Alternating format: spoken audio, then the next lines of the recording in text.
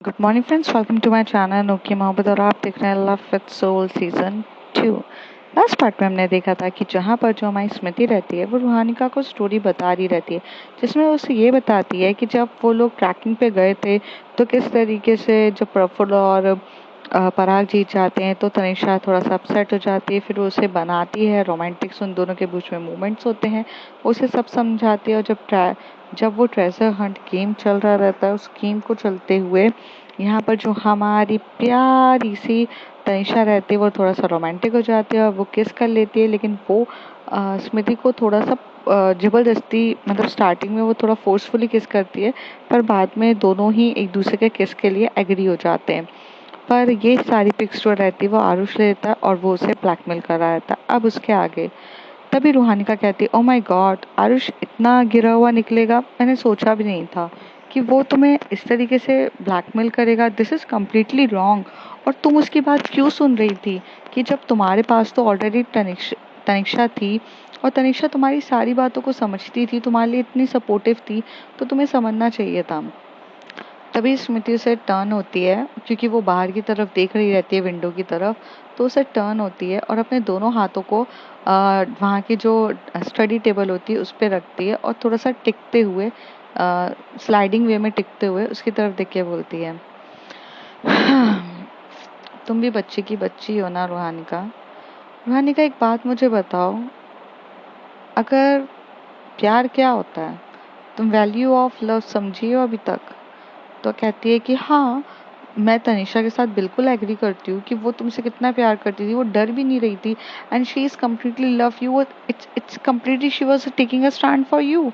This is love. तो कहती है कि what is a love from my side, Smriti बोलती है।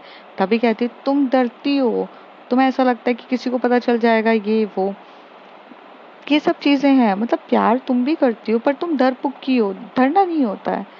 तभी वो कहती है, और डरता इंसान कब है रूहानिका? तो कहती है, डरता इंसान खोने से है। तो कहती है हाँ, पर पर स्मृति, तुम खो कहाँ रही थी? तुम एक्चुअली में तनिषा को तो पा रही थी, क्योंकि तनिषा तो तुमसे इतना ज्यादा प्यार करती है, तो खोने के लिए तो कुछ था ही नहीं। रूहानिका की ये बात सुन के स्मृति उसकी तरफ देख के बोलती है, रूहानिका, तुम्हें लगता है कि तनिषा के स्टैंड लेने से वो स्टैंड ले पाएगी? हम अभी भी बच्चे थे, यू नो। वो बस मुझसे 2 साल बड़ी थी। मैं 17 साल की थी और वो मुझसे 2 साल बड़ी, मतलब वो 19 साल की थी। क्या वो कमाने लग गई थी? क्या वो इतनी कैपेबल थी कि वो अभी सबके सामने स्टैंड लेते हुए अपनी लव विन का नारा लगाते रहे? ऐसा कुछ नहीं था। सच बात यह है कि अगर उसके घर वाले पे, उसके डैड तक वो बात पहुंच जाती, वो उसकी इंजीनियरिंग छुड़वा देते। अगर वो घर तक या उसकी मॉम तक, मतलब नैना मॉम तक अगर वो इस सारी बात पहुंच जाती, तो सब लोग उसकी पढ़ाई छुड़वा के उसे देहरादून बुलाते। थोड़े कुछ महीनों के बाद एक अमीरजादे से उसकी शादी हो जाती। और ये बात सच है, क्योंकि सूरज, जो उसके पापा थे, सूरज पापा, वो उतने ही कट्टर इंसान थे।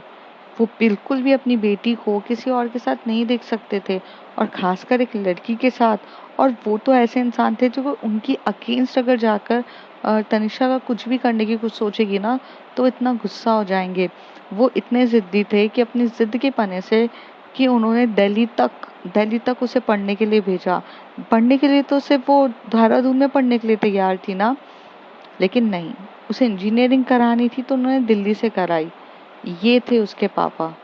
तुम तो जानती तक नहीं हो ना रूहानिका, तुम्हें तो मैं सिर्फ स्टोरी सुना रही हूँ, लेकिन बचपन से तो मैंने उनको देखा था ना। तो मैं जानती थी कि मेरे एक डिसीजन या मेरे कुछ ऐसी हरकत से कि क्या चीजें प्रॉब्लमेटिक हो जाएगी। और मैं डरती नहीं हूँ। और पता है, एक बात बोलूँ ना, कभी कभार मुझे ऐसा लगता है प्यार में डरना भी बहुत जरूरी होता है। क्योंकि प्यार में डरते ही समय आप सामने वाले के बारे में सोचते हो, आप खुद सेल्फिश नहीं होते कि हाँ देख लेंगे। उस समय जो तनिषा का मोहब्बत थी, उसे नहीं पता था कि कॉन्सिक्वेंसेस क्या होंगे। उसे ये समझ में नहीं आ रहा था कि अगर उसके डैड को ये सारी बातें पता चली तो वो हम दोनों को अलग तो करेंगे ही करेंगे, लेकिन उसका करियर, उसकी लाइफस्टाइल, उसकी सब कुछ डिस्ट्रॉय हो जाएगा। बट ये चीज़ तनिषा को समझ में नहीं आ रही थी, क्योंकि वो प्यार के वो सबसे ऊंचे पड़ाव पे थी, जहाँ पे पीक पॉइंट ऑफ लव कहा जाता है, वो वहाँ पर थी। उसे उसे कुछ समझना ही नहीं था, उसे सिर्फ मैं चाहिए थी। लेकिन मैं तो उस समय, अगर वही चीज़ मैं भी फील करती, तो शायद बहुत चीज़ें बिगड़ जाती। इसलिए मैं वहाँ पर डर रही थी, और यही एक रीज़न था। रूहानिका चुपचाप स्मृति की सारी बातें सुनती है, फिर उसकी तरफ देख के बोलती, फिर क्या हुआ आगे? तो कहती है, हाँ, अब यहाँ से तुम्हें हर एक चीज़ को समझना बहुत ज़्यादा ज़रूरी है। अभी तक तुमने जितना भी चीज़ें समझी, ये गोल्डन टाइम था मेरा, लेकिन यहाँ से मेरा डार्क टाइम स्टार्ट हो चुका था। मैं उतने ही करीब जा रही हूँ अब उस कहानी के, जहाँ पर मेरा ये वाला जन्म हुआ। समझ रही हो तुम? अब मैं तुम्हें वो स्मृति जो तुम्हारे सामने खड़ी है, ये बनने के लिए अब बहुत करीब हम जाते जा रहे हैं। जहाँ पे मेरा गोल्डन टाइम खत्म होके मेरा डार्क टाइम की शुरुआत हो चुकी थी, और मेरा बर्थ होने वाला था एज अ स्मृति, सोल के नाम पे। मैं उसके करीब जा रहे हैं। तो वो कहती है, फिर रूहानिका के लिए पास कुछ वर्ड्स नहीं होते, वो फिर बोल के चुप हो जाती है, लेकिन वो क्या बोलेगी, क्योंकि वो समझ तो सब कुछ रही थी, क्योंकि छोटी सी बच्ची तो वो थी नहीं। अब उसे समझ में नहीं आता कि वो क्या कहे, क्या नहीं करे, क्या बोले, क्या क्या करे। वो चुप हो जाती है। तभी स्मृति उसकी चुप्पी को समझते हुए बोलती है कि अब यहाँ से उसे समझाना बहुत ज़्यादा ज़रूरी है कि प्यार में ना सैक्रिफाइस करना भी बहुत ज़्यादा ज़रूरी होता है। और यही चीज़ अब वो आगे बढ़ते हुए समझाती है।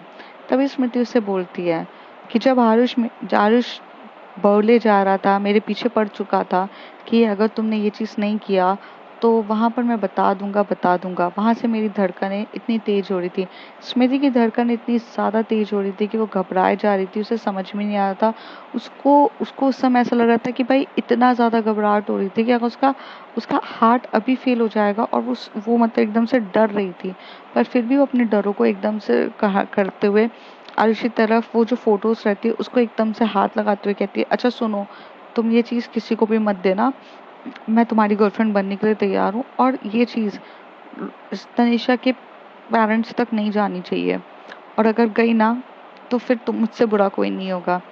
तो स्मृति की ये बात सुन के आरुष कहता है, ऑफ कोर्स यार, मैं तो तुम्हें इस लड़की से बचा रहा हूँ, ये लड़की तुम्हें ना बिगाड़ देगी। मुझे स्टार्टिंग से तो डाउट था इसे, बट मुझे इतना नहीं पता था कि ये ऐसी निकलेगी। मुझे तो लगता था इसका आर्यन के साथ अफेयर चल रहा है, बट आर्यन तो छोड़ो, ये तो तुम्हारे पीछे पड़ी हुई है। उफ, उसकी गंदी नजर। यहाँ पर स्मृति जो रहती है वो चुपचाप सुन रही रहती है, और तनिषा इतनी घूर के उसे गंदी नजर से देख रही रहती है। उसे गुस्सा आ रहा रहता है कि ये मेरे बारे में क्या क्या बोले जा रही है, क्या क्या बोले जा रहा है। मतलब मैंने सीड्यूस किया, मैं एक्सप्लॉइट कर रही हूँ, या मैं उसके साथ इतना गंदा बिहेव कर रही हूँ ये। और तभी वो एकदम से देखती है स्मृति की तरफ, और स्मृति उसको कुछ बोलती, मतलब तनिषा ये चाहती थी कि स्मृति वहां पर खड़े होकर बोले कि नहीं, तुम भी मुझसे प्यार करती हो। पर यहाँ पे तनिषा के सामने स्मृति कुछ नहीं बोलती है, और ना वो स्टैंड भी नहीं लेती अपने लव के लिए। वो एकदम से आरुष का हाथ पकड़ के बोलती है, चलो यहाँ से। यहाँ पर जो तनिषा होती है, ये देख के उसका कहीं ना कहीं दिल बहुत बुरी तरीके से टूटता है। उसको उसको गुस्सा आ रहा रहता है, उसको रोना आ रहा रहता है। वो कहती, उतनी देर में आर्यन जो रहता है वो एकदम से भागते हुए आता है, बोलता है, क्या हुआ यार तनिषा, सब कुछ ओके? तनिषा जो रहती है वो रो रही रहती है, उसकी आंखों में आंसू आ रहे थे, और इतनी चमके उसकी आंखों में आंसू मतलब टपक रहे रहते हैं। मतलब एक बोलते हैं ना कि साइलेंटली इंसान खड़ा हो और फिर उसकी आंखों में से टप टप टप आंसू गिरे, वो अलग होता है। वही उसके साथ हो रहा था कि वो साइलेंटली खड़ी थी और उसकी आंखों में से आंसू गिर रहे थे। और यहाँ पर आर्यन उसको जैसी पकड़ता है, वो आर्यन की तरफ उसके कंधे से टिककर इतना रोने लग जाती है। स्मृति वहां से टर्न होके देखती है तो उसे समझ में आता है कि बाप रे, उसने आज पहली बार उस इंसान का दिल तोड़ दिया जिससे वो सबसे बेहद प्यार करती थी। बट उसने ये सब चीजें भी सोच समझ के करी थी, क्योंकि अगर सूरज को मतलब सूरज जो उसके डैड रहते हैं, उसको अगर ये बात पता चल गई तो यहाँ पे तनिषा का करियर खराब हो जाएगा। और स्मृति को यहाँ पे तनिषा की मतलब के बारे में सोच ही रहती है, और तनिषा यहाँ पर स्मृति के इस प्यार के लिए स्टैंड न लेने के लिए उसको हर्ट हो रहा रहता है। आर्यन के शोल्डर पे वो जब सर रख के रो रही रहती है, तो आर्यन उससे बार बार पूछा रहता है क्या हुआ क्या हुआ, लेकिन वो कुछ नहीं बताती। थोड़ी देर के बाद यहाँ से जो ट्रैकिंग के लिए सबको उतरना रहता है, तो यहाँ पर देखती है स्मृति कि आरुष उसे लेकर तो आ गया है, लेकिन वहाँ पर पीछे अभी तक तनिषा नहीं आई। वो उसे एकदम से रुक जाती है। तभी आरुष कहता है क्या हो गया तुम्हें, तुम यहाँ क्यों रुक गई हो? तो उसे कहते हैं कि तनिषा अभी तक आई नहीं। तो कहता है ओ कम ऑन स्मृति, तुम अभी भी तनिषा के बारे में सोच रही हो। तनिषा गई, वो तुम्हारे साथ जो जबरदस्ती कर रही थी वो सब गलत है, ये चीज़ बिल्कुल भी सही नहीं है। और चलो तुम, और वैसे भी तुम अब मेरी गर्लफ्रेंड हो, तो मैं ही तुम्हें साथ में लेके जाऊंगा। तो एकदम से उसे बोलते एक मिनट लिसन, तुम मेरे बॉयफ्रेंड तो बन रहे हो, बट इसका मतलब ये नहीं है कि तुम कुछ भी अपनी मनमानी करने की सोचोगे। और तुम अगर मेरे साथ फिजिकली कुछ कनेक्शन की सोच रहे हो, तो कहता है क्या? तभी वो उसे कहता है अच्छा तो तुम किस कर सकती हो उसको, वो तुम्हें किस करे, तुम्हें तुम्हें वो चीज़ सही लगेगी, मैं तुम्हें किस करूंगा तो गलत है क्या? तुम भी उसी तरीके की लड़की हो? तभी स्मृति उसी तरफ देख बोलते अगर मैं उसकी तरीके की लड़की हूँ, आई मीन अगर मुझे लड़कियों में भी इंटरेस्ट है, और हाँ है मुझे इंटरेस्ट आरुष, मैं तुम्हारी ये सारी बकवास इसलिए सुन रही हूँ क्योंकि मैं तनिषा से प्यार करती हूँ, और मैं उससे प्यार नहीं, मैं उससे बहुत ज़्यादा प्यार करती हूँ। पर तुम उसकी फैमिली को अगर ये सारी चीज़ें बताकर उसका करियर, उसकी वो ब्राइट फ्यूचर को डिस्ट्रॉय करने की सोचोगे, इस चक्कर में मैं तुम्हारे तुम्हारे गर्लफ्रेंड बनने के लिए तैयार हूँ। बट तुम ये मत सोचना कि तुमने मुझे वैसे अर्न किया है, और अगर तुम अगर थोड़े से भी जेंटलमैन होगे ना, तो इतनी चीज़ याद रखना कि मेरे अंदर वो रिस्पेक्ट पहले जनरेट करो कि मैं खुद आकर तुम्हें किस करूं, मेरे साथ जबरदस्ती मत करो। तभी आरुषि बोलता है ऑफ कोर्स मैं जेंटलमैन ही हूँ, मैं तुम्हारी मर्जी के बिना तुम्हें करूँगा भी नहीं, लेकिन क्या तुम सच्चे में तनिषा से प्यार करती हो? तभी स्मृति कहते हैं कि हाँ, और इस बारे में अब मैं कुछ बात भी नहीं करना चाहती हूँ, और वो चुपचाप यहाँ से जाने के लिए तैयार होती है। आर्यन तनिषा को जब चुप कराता है तो तनिषा से वो पूछता है, तब तनिषा उसे पूरी स्टोरी सुनाती है कि क्या हुआ इन दोनों के केस में, आरुष ने फायदा उठाया। आरुष की ये बात सुन के आर्यन का इतना खून खौल उठता है, वो कहता है कि रुक जाओ, मैं उसे मारता हूँ पीटता हूँ फिर बताता हूँ। तभी वो उसका हाथ पकड़ लेती है और इससे कहती है क्या फायदा मारने पीट के, उसका मुंह तोड़ के वो सारी फोटोज तो मैं भी डिलीट करा सकती हूँ, जला सकती हूँ, बट पता है मुझे हर्ट क्या किया है आर्यन? आर्यन बोलता है क्या हो गया तनिषा? स्मृति का मेरे लिए स्टैंड ना लेना। स्मृति ने जब अपने प्यार के लिए स्टैंड नहीं लिया ना, वहीं मैं टूट गई। उसने जब मुझे ना एक्चुअली में ना आरुष बार बार ये कह रहा था कि तुमने इसे बिगाड़ा है, तुम ये कर रही हो, तुम वो कर रही हो, जब ऐसे फोर्सफुली बोल रहा था ना, तब तब लिटरली स्मृति को स्टैंड लेना चाहिए था, बट वो स्टैंड लेने के बजाय चुपचाप चुपचाप वहां पर वो वो देख रही थी। क्या मैं तो पूरी दुनिया से लड़ लूं यार, मेरी मोहब्बत तो मेरा साथ दे, बस यही तो चाहती हूँ मैं। बट जब मेरी मोहब्बत ने ही मेरा साथ छोड़ दिया, तो भला किसके लिए लड़ूं आर्यन, और क्या मुंह तोड़ूं आरुष का? जाने दो उसे। तभी आर्यन उसका हाथ पकड़ता है और कहता है तनिषा, डोंट जज वेरी फास्टली। तो कहता है मतलब? स्मृति डरी हुई है क्योंकि वो तुम्हारे डैड से डरती है। तुम्हारे डैड बहुत बड़े बिजनेसमैन है, और अगर ये बात तुम्हारे डैड को पता चल गई कि तुम दोनों के बीच में रिलेशन है, तो उसके चक्कर में ना वो तुम्हारी शादी इधर उधर करा देंगे। तो कहता है पर मैं नहीं डरती ना, मैं करने के लिए तैयार हूँ। तभी आर्यन कहता है तुम्हें ऐसा लगता है, बट स्मृति के पॉइंट ऑफ व्यू से समझो, वो तुम्हारे ब्राइट फ्यूचर के लिए सोच के आरुष को हैंडल कर रही है, और तुम्हें ना तुम्हें धीरे धीरे उसके बस उसको उसके डर को हटाना है। बट एक बात बोलूँ, मेरे डैड भी बहुत बड़े बिजनेसमैन है। बट मेरे डैड को जिस दिन पता चला ना कि मैं गे हूँ, तो मेरे डैड ना मेरी लड़की से शादी करा देंगे, या मुझे घर से निकाल देंगे, या मेरे साथ बहुत बुरा करेंगे। That's a big thing. और यही डर मैंने स्मृति के आंखों में देखा है। मैं उसका साथ नहीं दे रहा हूँ, ना मैं तुम्हारा साथ दे रहा हूँ। मैं न्यूट्रली सोच रहा हूँ कि मोहब्बत करने वालों के बीच में सिर्फ यही एक चीज़ होती है। अभी नीचे उतरना चाहिए। दोनों वहाँ से उतरते हैं और इस बार जब बस में बैठते हैं तो दोनों अलग अलग जाते हुए बैठ जाते हैं। थोड़े टाइम के बाद जो आरुष रहता है वो उसके साथ ये बस में बैठता है, उसको बहुत प्यार से हाथ पकड़ रहा रहता है, ये वो। और आर्यन जो रहता है वो उसके साथ बैठता है तनिषा के साथ। तनिषा की पूरी नज़र स्मृति की तरफ होती है और स्मृति की भी नज़र पीछे मुड़ मुड़ के सिर्फ उसी को देख रही रहती है। और दोनों एक दूसरे से बेहद प्यार करते हैं, बट उनके प्यार का नतीजा कुछ यही निकलता है। थोड़ा वक्त ऐसे बीत जाता है और ये लोग डायरेक्ट अपना कैंपस में पहुंच चुके रहते हैं।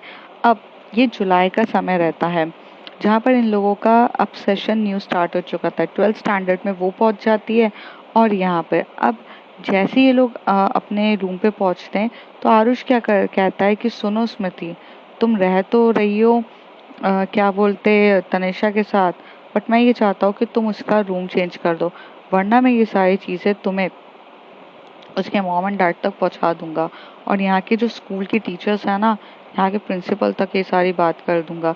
तभी उसके मॉम एंड डैड आएंगे और ये सब चीज़ें देखेंगे। तभी वो कहती तुम पागल हो गए हो क्या, तुम अपनी हद कुछ ज़्यादा ही पार कर रहे हो आरुष, मैं तुम्हारी गर्लफ्रेंड बनने के लिए तैयार हूँ, ये डील हुई थी। तो कहते हैं हाँ तो गर्लफ्रेंड बनो ना, तो पूरे तरीके से बनो।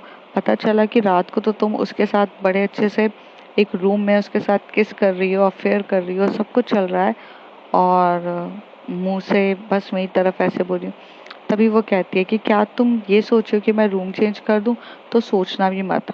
हमारी फैमिलीज हमारी फैमिलीज एक साथ रहती है और मैं रूम चेंज नहीं कर सकती हूँ, क्योंकि अगर मेरी फैमिली को ये बात पता चल गई तो हमारे लिए बहुत ज़्यादा प्रॉब्लमेटिक होगा।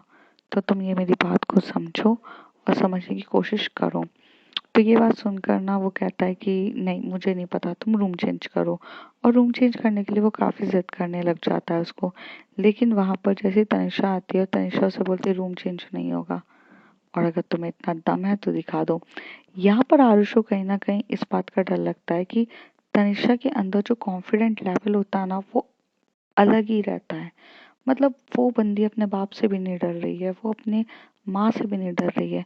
पर इस बात को देख के आरुष डरने लगता है। आरुष को समझ में आता है कि ये जो मुर्गी मैंने अभी फंसाई है, जो थोड़ा सा डर के कारण मेरी मानने के लिए तैयार है, बट अगर अगर मैंने ज़्यादा इसे फोर्स कर दिया तो तनिषा तो मतलब अपनी फैमिली को भी बता देगी। जो मेरा काम होना है, जो स्मृति के डर से चल रहा है, वो भी हट जाएगा। इसलिए वो उसे कहता है अच्छा ठीक है रूम चेंज मत करो, लेकिन तुम दोनों पे नज़र मैं पूरे तरीके से रखूंगा। तुम दोनों पे नज़र रहेगी मेरी, लेकिन अगर तुम दोनों एक दूसरे के करीब आए तो ये सारी फोटोज चली जाएगी। याद रखना स्मृति, मैं मजाक नहीं कर रहा हूँ। स्मृति बोलती है ठीक है, मैं मजाक सुन भी नहीं रही हूँ।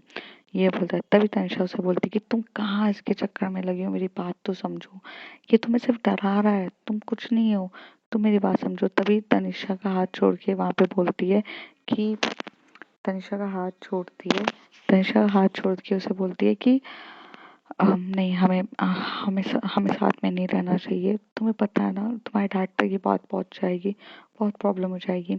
तब तनिषा बोलती है जब मैं नहीं डर रही हूँ तो तुम तो कहती नहीं नहीं मुझे डर लगता है, नहीं बिल्कुल नहीं, और ऐसे कह के वो उसकी बात ही नहीं सुन रही रहती है। यहाँ पर जो हमारा आयुष रहता है वो थोड़े दिन के अंदर, मतलब जब कॉलेज स्टार्ट होने के कुछ एक वीक के अंदर वो ना इनके हॉस्टल का जो रूम रहता है उस रूम के सामने वाली बिल्डिंग में बॉयज हॉस्टल रहता है। बॉयज हॉस्टल के वहां से वो सामने वाला रूम ले लेता है और उसकी विंडो से इसकी विंडो में जो हमारे दूरबीन होता है उससे वो देखता रहता है कि ये दोनों करीब आ रहे हैं या नहीं आ रहे, ये सब उसके नज़रों में रहता है। और इस तरीके से होता है। बहुत टाइम ऐसा होता है कि जहाँ पर तनिषा जो रहती है वो स्मृति से बात करने की कोशिश करती, कभी कैंटीन में जाकर, कभी वो उसकी क्लास में अगर वो कभी कॉपी भूल जाती थी या कुछ होता था वो उसको देना चाहती थी, पर यहाँ पर जो हमारी स्मृति रहती है वो फुल अवॉइड करती है। तभी वहाँ से जो पारुल होती है वो ये देखती है कि 2 दिन मतलब कुछ 2-3 दिन से ऐसा ही हो रहा था कि वो बहुत अवॉइड कर रही थी।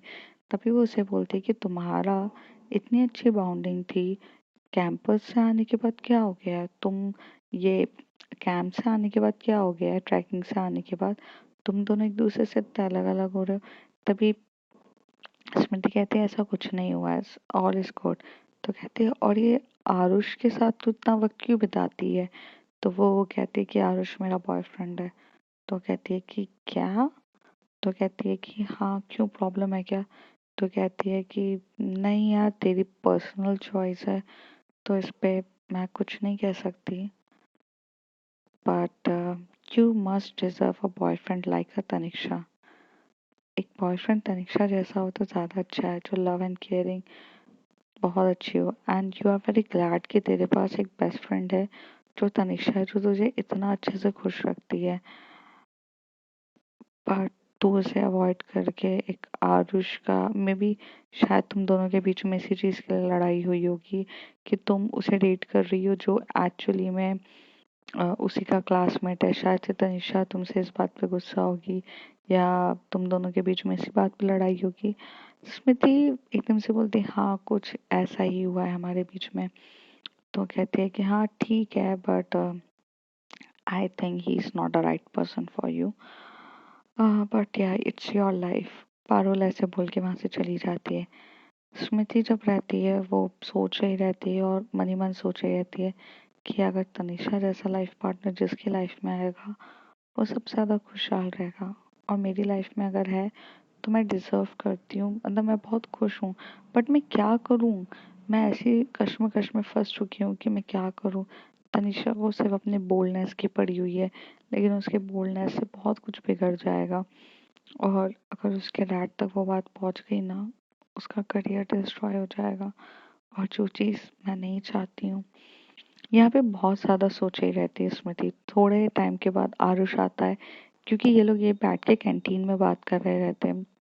आरुष आ जाता है। आरुष उसके साइड में आकर बैठता है और बोलता है कि कुछ खाओगी, और आइसक्रीम लेकर आता है और उसे आइसक्रीम खिला रहा रहता है और बहुत प्यार से उसके साथ प्यार भरी बातें करता है। और उसके बाद ये लोग जब इसका क्लास ख़त्म हो जाती है और 3 बजे ये लोग जब अपने रूम पर आते हैं, और तो 3 बजे आने के बाद यहाँ पर वो अपना रेगुलरली स्टडीज़ वगैरह करती है, और 6:30 बजे यहाँ पे जब तनिषा उसके रूम में एंटर होती है तो स्मृति और तनिषा दोनों के बीच में पूरे तरीके से डिवाइड रूल बन चुका था। तनिषा एक कोने पे रहती थी, स्मृति एक कोने पे रहती थी, और सामने से वहाँ से देखने वाला दिखता था।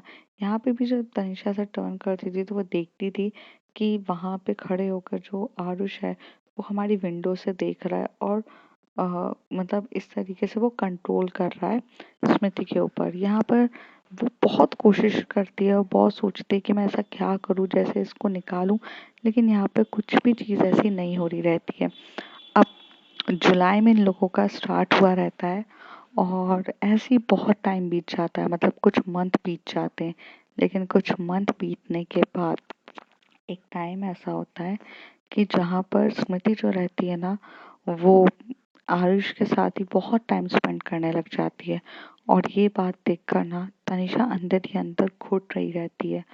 वो बहुत कोशिश करती है, ऐसा नहीं है कि वो एक कोशिश नहीं करती है, 100 से 150 लेवल तक वो हाई जाकर उसके पीछे पड़कर उसके पास जाकर उसके उसके पल पल उसके पास जाकर उससे बात करने की कोशिश कर रही रहती है, उसके साथ कोऑर्डिनेट करने की कोशिश कर रही रहती है।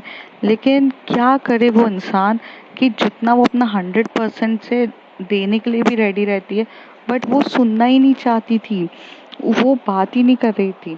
फिर आ जाता है 5 सितंबर, that is called as a teachers day. और टीचर्स डे पे ना जो रहता है कि एक बहुत बड़ी सी पार्टी होती है कैंपस में, सारे टीचर्स स्टूडेंट सब एक साथ यूनाइट होते हैं, और वहाँ पर जो हमारी टीचर्स डे का जो इंजीनियरिंग स्टूडेंट्स रहते हैं वो सब एक कोऑर्डिनेशंस में भी करते हैं, क्योंकि बहुत अच्छे से कोऑर्डिनेट होता है। देखो उसका वो जो उस समय का कैंपस था, उसका स्कूल कॉलेजेस दोनों ही थे, तो वो सब एक बहुत अच्छे से एक ऑडिटोरियम रहता है, वहाँ पर बहुत अच्छे से तैयारी हो रही है, होता है। तो आरुष जो रहता है वो स्मृति का हाथ पकड़े हुए ही घूम रहा रहता है, इधर उधर सबसे मिलवा रहा रहता है, इधर उधर बात कर रहा रहता है।